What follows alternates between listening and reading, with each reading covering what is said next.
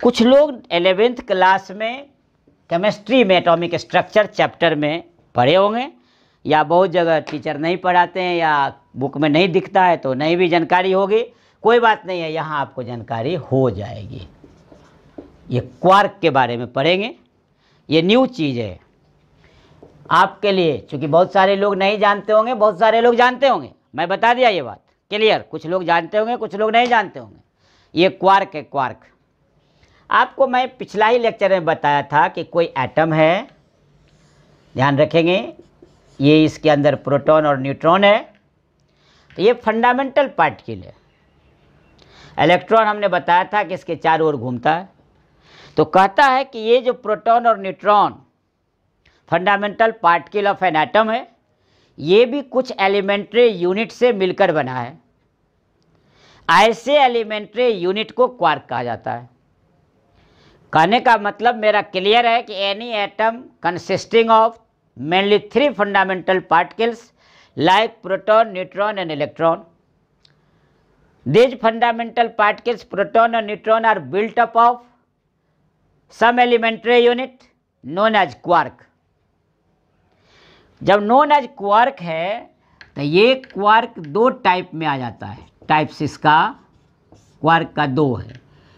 एक है up quark, पहला, जिसका वैल्यू है +2/3e, और दूसरा में है डाउन क्वार्क। याद रखेंगे, डाउन क्वार्क, ये आ जाएगा -1/3।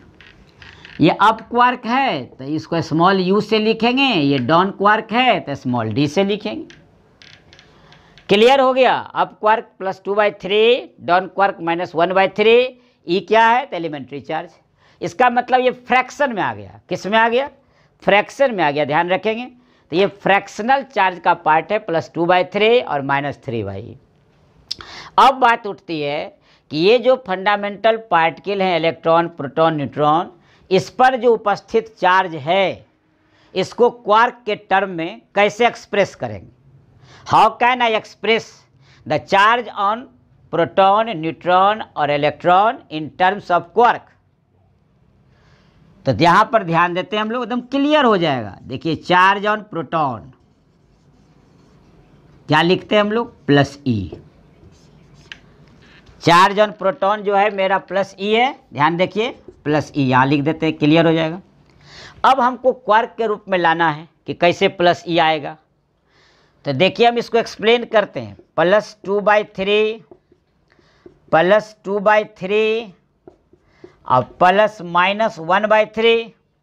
देखिए, 2 में 2 ऐड कीजिए 4 में से 1 सब्ट्रैक्ट कीजिए 3/3 कैंसिल आउट, +e आया या नहीं आया? आ गया।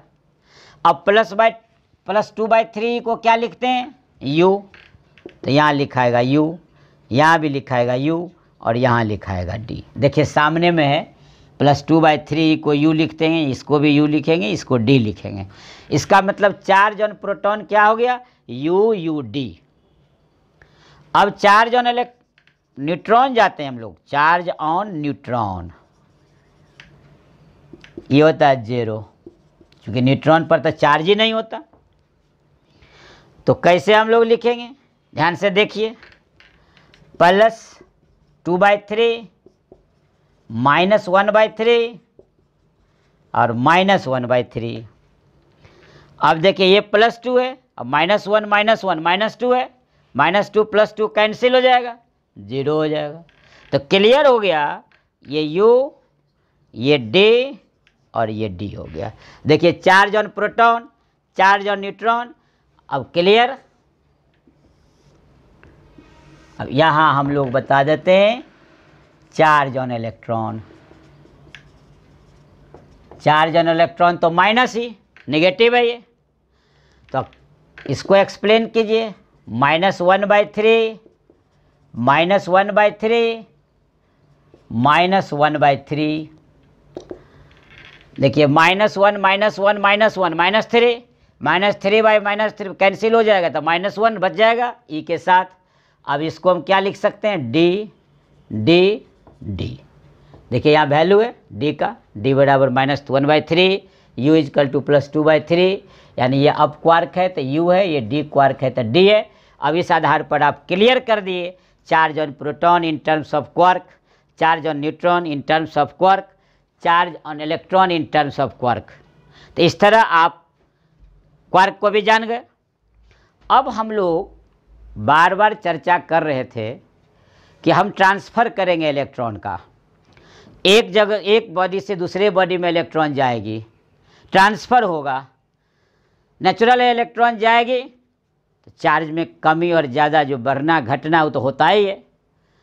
मास भी बढ़ेगा या घटेगा, इस तरह के क्वेश्चन पूछ दिए जाते हैं। तो स्वाभाविक बात है इलेक्ट्रॉन पर मास भी होते हैं, चाहे नेग्लिजिबल ही क्यों ना हो, लेकिन इलेक्ट्रॉन के मास तो होते हैं। और इलेक्ट्रॉन के मास होते कितने हैं? तो 9.1 इंटू 10⁻31 kg। देखिए मैं बता दूं, यहाँ थोड़ा ध्यान रखेंगे, mass of electron 9.1 into 10⁻31 kg होता है। अब यदि एक बॉडी से दूसरे बॉडी में ट्रांसफ़र यदि होता है इलेक्ट्रॉन का तो नेचुरली मास में भी वृद्धि होगी। ऑब्जेक्टिव के लिए मैं बता रहा हूँ, तो इसको ध्यान रखेंगे। अब एक छोटा सा फिर इम्पोर्टेंट शॉर्ट क्वेश्चन में लिख रहा हूँ, यहाँ आपको बता दें, difference between charge and mass. Charge का मतलब इलेक्ट्रिक चार्ज। हमेशा मैं पिछला ही दिन से बताते आ रहा हूँ, जब कभी चर्चा होती आ रही है 11th से भी, कि जब कभी अंतर पूछे, डिफरेंस पूछे, तो हम लोग टेबुलर फॉर्म में लिखेंगे बस। देखिए difference between charge and mass, तो हम लोग इसको टेबुलर फॉर्म में लिखेंगे। तो एक साइड चार्ज है, दूसरे साइड मास है। अब पॉइंट बड़ा आसान है, आप देख लें, कॉपी कलम होगा साथ में लिखते चलेंगे। ये इलेक्ट्रिक चार्ज, हमने क्या बताया था अभी कि चार्ज में भी पॉजिटिव और में भी निगेटिव। ध्यान रखेंगे, इलेक्ट्रिक चार्ज में भी पॉजिटिव, में भी negative. There are only two kinds of charge, positive और निगेटिव। इसलिए चार्ज में भी पॉजिटिव और में भी निगेटिव। मास ऑलवेज पॉजिटिव, याद रखेंगे, ये ऑलवेज पॉजिटिव है, ध्यान रखिएगा, साइन प्लस दे रहे हैं, ये ऑलवेज पॉजिटिव है। और में भी पॉजिटिव और में भी निगेटिव है। दूसरा पॉइंट में आइए, electric charge independent of velocity. Electric charge velocity से इंडिपेंडेंट है, यानी चार्ज को वेलोसिटी पर निर्भर नहीं करेगा। चार्ज, ध्यान रखेंगे, इंडिपेंडेंट है। ये क्या है? Independent of velocity. लेकिन मास जो है वो वेरी करता है वेलोसिटी के साथ, और उसके लिए एक रिलेशन ज़बरदस्त दिया हुआ है, m = m0 1/v²/c²√। ये आइंस्टीन्स का थ्योरी ऑफ रिलेटिविटी में पढ़ाई होगी आपको बाद में, लेकिन जानिए 11th के शुरू चैप्टर में ही आप पढ़े थे, m = m0 / 1 - v²/c² का अंडर रूट। जहाँ m0 रेस्ट मास था, ये moving mass of the body है, तो ये डिपेंड करेगा। यहाँ लिखे हम इंडिपेंडेंट, ध्यान दीजिएगा, और ये डिपेंडेंट, यानी ये वैरी करेगा वेलोसिटी के साथ। मास वैरी करेगा वेलोसिटी के साथ, तो कैसे वैरी करेगा उसके लिए मैं फॉर्मूला बता दिया, m = m0 / 1 - v²/c² v velocity of the moving body है, c वेलोसिटी ऑफ लाइट है, m0 रेस्ट मास है, और m mass of the moving body है। नंबर 3rd पॉइंट पर आते हैं हम लोग।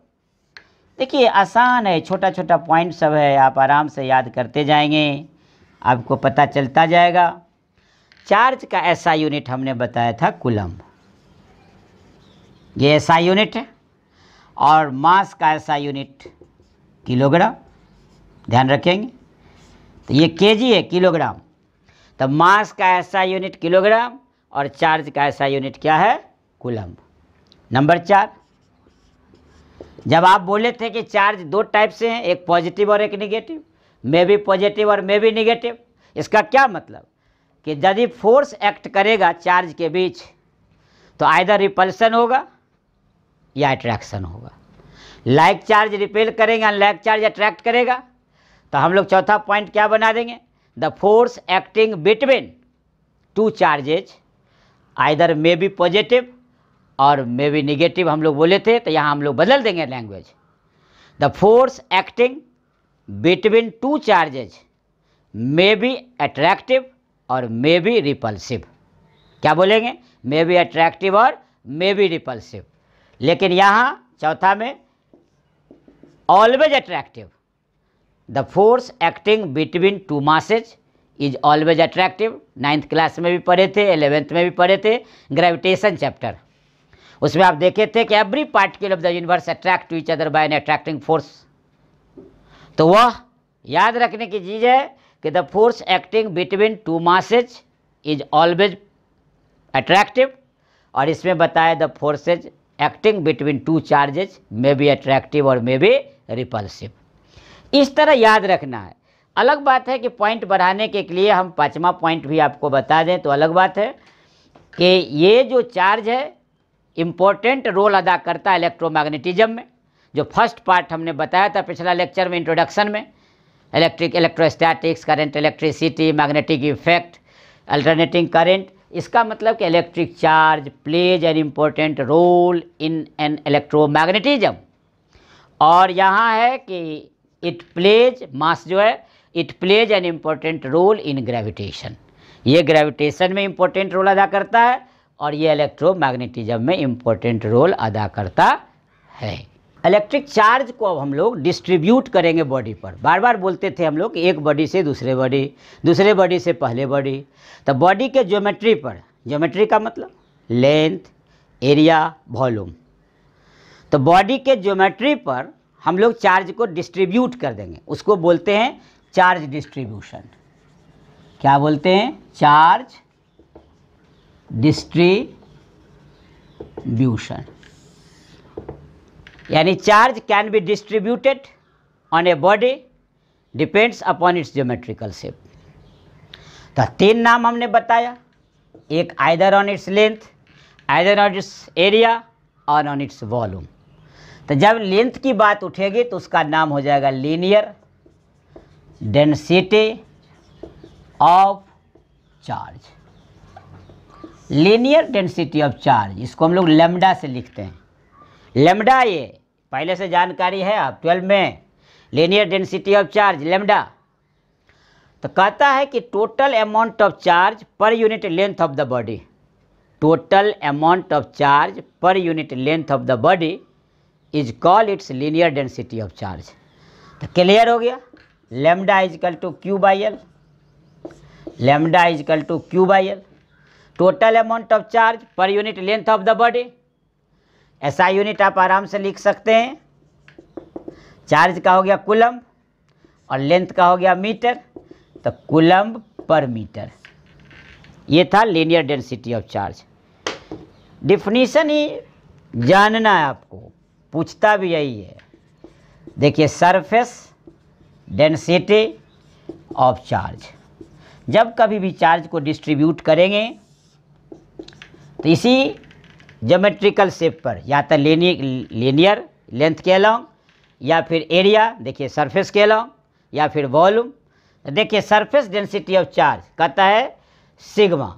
तो total amount of charge per unit surface area of the body is called surface density of charge, generally represented by sigma. So sigma is equal to Q by A, जहाँ A क्या है, area है। या ध्यान रखेंगे, surface area use करेंगे। कौन area, surface area.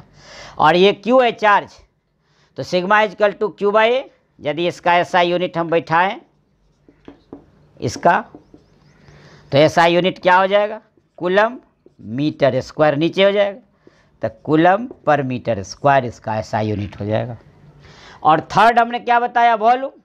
तो थर्ड हम लोग वॉल्यूम पर जाते हैं कि वॉल्यूम के अलॉन्ग यदि चार्ज को डिस्ट्रीब्यूट करेंगे तो उसका नाम हो जाएगा volume density of charge. Volume density of charge. Number 3, volume density of charge rho, इसको बोलते हैं रो। उसको सिग्मा, इसको रो, इसको लेमडा, ध्यान रखेंगे। तो ये कहता है total amount of charge per unit volume of the body is called volume density of charge, that is rho is equal to Q by V, जहाँ वी क्या है, वॉल्यूम है। ये एक फार्मूला है आपका। एसआई यूनिट हो गया कूलम और ये हो गया मीटर क्यूब, तो कूलम पर मीटर क्यूब इसका यूनिट हो गया। इस तरह charge can be distributed on a body either along its length, either along it's area, either along its volume. whenever along its length name as linear density of charge, whenever it's along surface area, surface density of charge, and whenever it's along volume, volume density of charge। इस तरह हम लोग charge को distribute भी कर लिए। अब हम लोग अगले लेक्चर में इस पर आधारित एक दो सवाल बनाएंगे, फिर आगे प्रोसीड करेंगे। थैंक्स।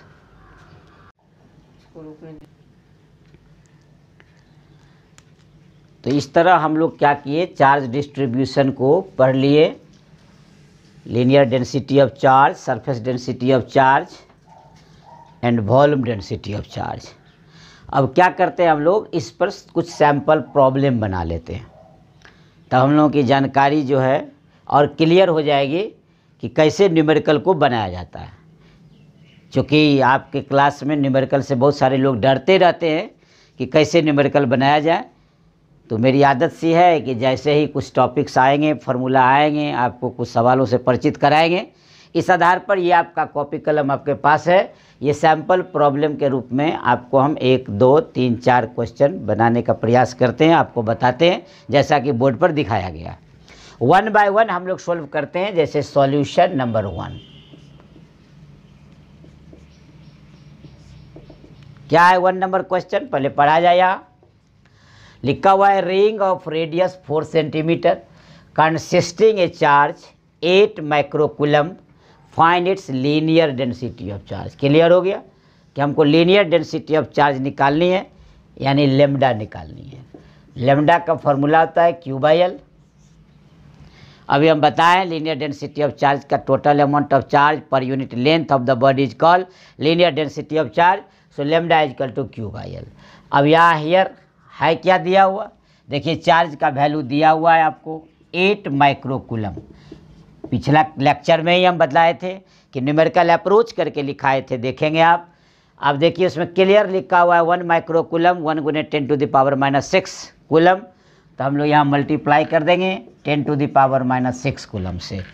अब यहाँ बात है कि एक रिंग है जिसका रेडियस है, ये रिंग है, रिंग देखिए ये रिंग है, इसका रेडियस दिया हुआ है, ये आपको दिया है 4 सेंटीमीटर, तो आर दिया हुआ है 4 सेंटीमीटर और रिंग सर्कुलर है, तो ये पूरा लेंथ क्या होगा, इसके सरकमफ्रेंस के इक्वल में, जितना इसका सरकमफ्रेंस होगा वही इसका लेंथ होगा। तो हम लोग लेंथ निकालेंगे, लेंथ का मतलब क्या हो गया, सरकमफ्रेंस 2 पाई आर। अब देखिए 2 पाई आर यहाँ सेंटीमीटर है, इसको भी मीटर में कन्वर्ट कर लेंगे, 4 into 10 to the power -2 metre. Q मालूम हो गया और एल यहाँ मालूम हो गया लेंथ। लेंथ बनाने के लिए 2 इंटू पाई का वैल्यू 3.14 और रेडियस का value 4 into 10 to the power -2, ये हो गया लेंथ मीटर। अब ये मान लेते इसको हम 2 मान लें, इसको हम 3 मान लें, तो 2 और 3 का वैल्यू यदि 1 में रख दिया जाए तो लेमडा का वैल्यू क्या होगा, निकल जाएगा। Therefore lambda is equal to Q by L. Q हो गया 8 इंटू 10 टू द पावर -6 और ये 2 गुने 3.14 इंटू 4 गुने 10 टू द पावर -2। जितना सोल्व कर लेंगे उतना हो गया कूलम पर मीटर, ये आंसर हो गया। देखिए एक सवाल आपने सोल्व कर लिया, linear density of charge, formula के आधार पर आप क्लियर भी कर लिए। यहाँ थोड़ी सी घबराहट होती है, लोग लेंथ को देखा रेडियस का वैल्यू ही रख के बना लिया, वह गलत हो जाएगा। आपको रेडियस दिया हुआ है, आप उस रिंग का लेंथ निकालेंगे और रिंग सर्कुलर इन शेप है, सो सरकमफ्रेंस के बराबर उसका लेंथ होगा, ये ध्यान रखना है। अब हम लोग दूसरे नंबर सवाल पर आते हैं। देखिए नंबर 2 सवाल क्या कहता है। सेम ए क्यूब जिसका साइड 6 सेंटीमीटर है, ध्यान से देखिए, ये साइड है, side 6 centimetre, has a charge है 12 microcoulomb, find it surface density of charge. यानी सरफेस डेंसिटी ऑफ चार्ज का फॉर्मूला आप अभी पढ़े थे, sigma is equal to Q by A. हम लोग यूज कर लेंगे यहीं, अब जगह भी कम है, समझना जरूरी है। देखिए क्यू का मतलब चार्ज, चार्ज कितना है 12 माइक्रोकूलम, -6 से मल्टीप्लाई कर देंगे, और क्यूब है तो क्यूब का एरिया लिखेंगे। क्यूब का एरिया पहले से जानते होंगे 6L²। चूँकि क्यूब में 6 सरफेस होते हैं, पहले से पता है आपको, 8 क्लास में सरफेस वॉल्यूम एरिया पढ़ाई होती है, क्यूब क्यूबॉइड, 8-9 में मैथ में। तो देखिए ये आपको 6L² इसलिए कि क्यूब जो है स्क्वायर सरफेस को पोसेस करता है, और 6 सरफेस होते हैं, एक सरफेस का एरिया हो गया L × L, L², 6 सरफेस है इसलिए 6L²। हम लोग ऐड कर दिए। अब देखिए यहाँ हो गया 12 × 10⁻⁻6, यहाँ 6, और L दिया हुआ है यहाँ, देखिए साइड 6 सेंटीमीटर, तो 6 × 6, ध्यान से देखेंगे स्क्वायर है, और 10⁻² × 10⁻²। चूँकि स्क्वायर है इसलिए 2 बार होगा। अब इसको हम लोग कैंसिल आउट कर लेंगे, और जितना होगा उतना coulomb per metre square answer होगा। इतना तो आप कैंसिल आउट कर ही सकते हैं, जब 12 में आ गए हैं तो जोड़ घटाव गुना भाग तो सबको आता है, और कुछ है नहीं, सिंप्लीफिकेशन है। तो इस तरह लीनियर डेंसिटी निकल गया, सरफेस डेंसिटी निकल गया। थर्ड नंबर है, the radius of 2 sphere are 10 centimetre and 20 centimetre respectively, compare the surface density of charge if ratio of volume density of charge is equal to 8:64। रो को हम अभी represent किए थे वॉल्यूम डेंसिटी ऑफ चार्ज के लिए, तो ρ1/ρ2 है, इसका मतलब ratio of volume density of charge 8:64।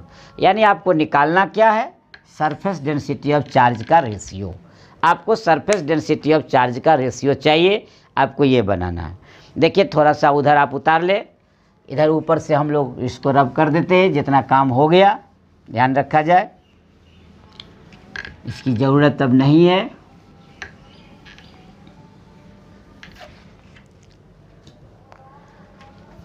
अब हम लोग थर्ड क्वेश्चन बनाते हैं। सबसे पहले न्यूमेरिकल बनाने का तरीका यही है, क्या दिया हुआ है, व्हाट हैव यू गिवन, उसको नोट करना। देखिए रेडियस दिया हुआ है थर्ड नंबर में, तो here R1 = 10 centimetre, R2 = 20 centimetre.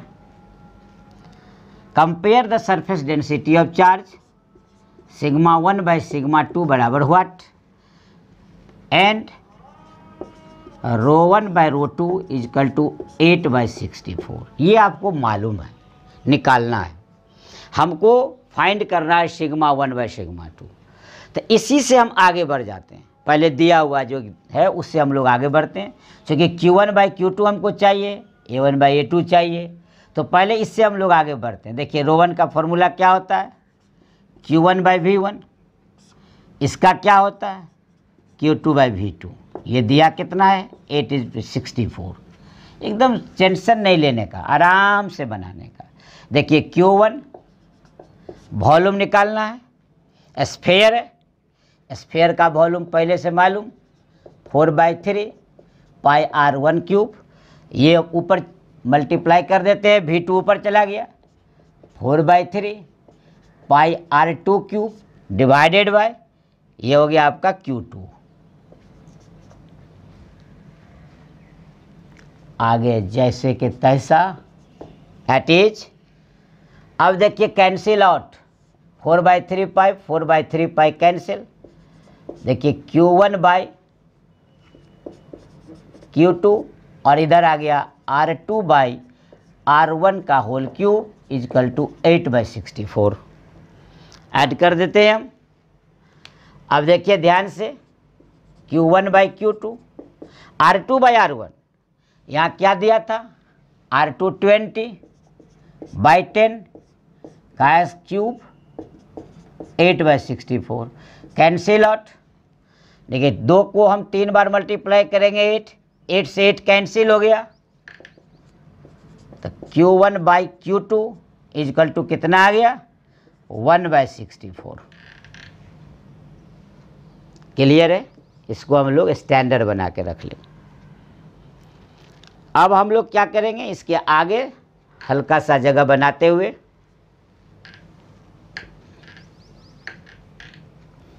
बढ़ते हैं हम लोग। ये V2 था।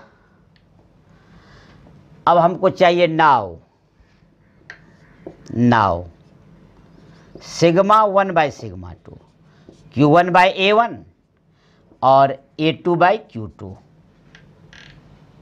तो देखिए यहाँ क्या आ गया, Q1/Q2 की जगह 1/64 A2/A1, तो सरफेस एरिया क्या हो जाएगा 4πr2² बाई 4πr1²। 4π से 4π कैंसिल, 1/64 R2/R1 क्लियर है, हुआ 20/10 का स्क्वायर कैंसिल हो गया। अब देखिए 4/64 कैंसिल हो गया, तो 1:16 इसका आंसर हो गया। मेन आपको समझना था क्या दिया हुआ है, R1 और R2 साफ लिखा था। 2 स्फेयर जिसका radius 10 centimetre 20 centimetre. Compare the ratio of surface density of charge if ratio of volume density of charge is equal to 8:64। अब इस आधार पर हम लोग क्या किए, फार्मूला का वैल्यू रख दिए। रो का फार्मूला होता है चार्ज बाय वॉल्यूम, वॉल्यूम का वैल्यू रख दिए, निकाल कर Q1/Q2 का वैल्यू निकाल के रख लिए। अब कंपेयर का मतलब तुलना करना, मतलब रेशियो करना, सिग्मा 1 सिग्मा 2, और उसके बाद हम लोग फार्मूला को पुटअप किए, फाइनल कैलकुलेट करके 1:16 निकाल लिए। इस तरह हमारा थर्ड क्वेश्चन भी समाप्त हो गया। अब हम लोग लास्ट एंड फोर्थ क्वेश्चन पर आते हैं। हम टाइप बता रहे हैं, ये टाइप सब है। Linear density of charge lambda equal to Q/L, surface density of charge sigma बराबर Q/A, volume density of charge rho equal to Q/V। इस तरह हम लोग फार्मूला बेस्ड क्वेश्चन को बनाकर क्लियर हो लेते हैं कि कौन सा फार्मूला कैसे यूज किया जाए, इसके बारे में आपको जानकारी दी जाए। लास्ट क्वेश्चन 4 देखिए, सामने लिखा हुआ है, find the total charge in 100 gram of pure water. माने 180 ग्राम यहाँ दिया है क्वेश्चन में। 100 ग्राम रहेगा तो 100 ग्राम बनाएंगे, 200 ग्राम रहेगा 200 ग्राम बनाएंगे। जितना ग्राम, ऐसा कोई निश्चित नहीं है कि जो हमने लिख दिया वही रहेगा, ये न्यूमेरिकल है, इसमें मान वैल्यू जो है वेरी करेगा, लेकिन जहाँ लिखा हुआ है उस पर विचार किया जाए। यहाँ लिखा कितना है 180 ग्राम। अब आपको कहता है 180 ग्राम ऑफ प्योर वाटर का टोटल चार्ज कितना है। हम कहते हैं वाटर का जनरल फार्मूला क्या जानते हैं आप, we know that molecular formula water का क्या होता है,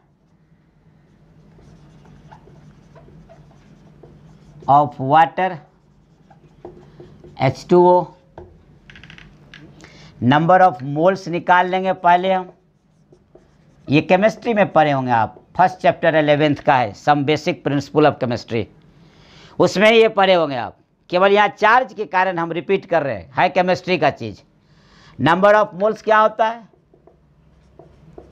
given mass divided by molecular mass. देखिए गिवन मास कितना ग्राम 180 ग्राम।